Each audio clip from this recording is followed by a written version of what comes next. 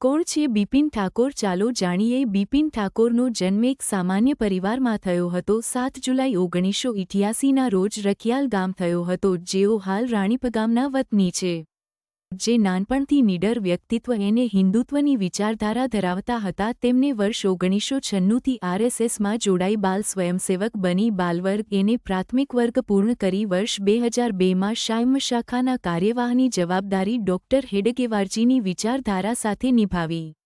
વર્ષ 2002માં ગોધરા લીમખેડાની બાજુના દુધિયા ગામમાં આદિવાસીઓ વિસ્તારની અંદર કામ કરતા હતા, જેઓ નાનપણથી જ સેવા ક્ષેત્રે રુચિ ધરાવતા હતા અને હિન્દુત્વના કાર્યમાં અગ્રેસર રહેતા હતા.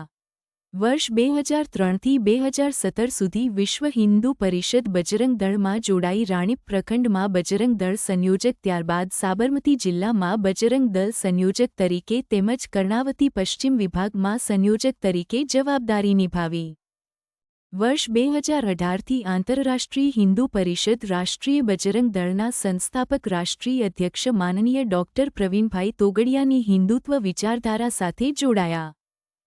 બિપિન ઠાકોરે રાષ્ટ્રીય બજરંગ દળ કર્ણાવતી પશ્ચિમ વિભાગની જવાબદારી નિભાવી, ત્યારબાદ રાષ્ટ્રીય બજરંગ દળ કર્ણાવતી મહાનગર શહેર મંત્રીની જવાબદારી નિભાવી રહ્યા છે.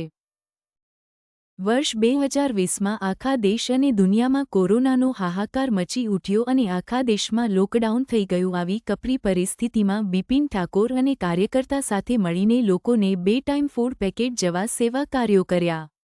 બિપિન ઠાકોર વર્ષ 2021માં રાણીપના પ્રશ્નોનો નિકાલ કરવા અમદાવાદ મ્યુનિસિપલ કોર્પોરેશનની ચૂંટણીમાં રાણીપ વોર્ડથી અપક્ષ ઉમેદવારી નોંધાવી હતી. જેઓ વર્ષ દરમિયાન અલગ અલગ સેવાકીય પ્રવૃત્તિ સાથે સંકળાયેલા છે, જે વાત કે રામનવમી શોભાયાત્રા, વૃક્ષારોપણ, રક્તદાન શિબિર તેમજ ભારત માતા પૂજન અને મકરસંક્રાંતિ, બાળકોને નાસ્તો વિતરણ અને દીકરી માટે જયા પાર્વતી જાગરણના ગરબાનો કાર્યક્રમ નું આયોજન કરે છે. અર્જુન ભગત આશ્રમ, ગૌશાળા તેમજ દધીબા અન્ન ક્ષેત્રમાં સેવા કાર્યો અને ઇન્ડિયા હેલ્થ લાઇન જેઓ સેવા આપે છે. બિપિન ઠાકોર હિન્દુ સમાજના સેવા કાર્યોમાં અગ્રેસર રહે છે.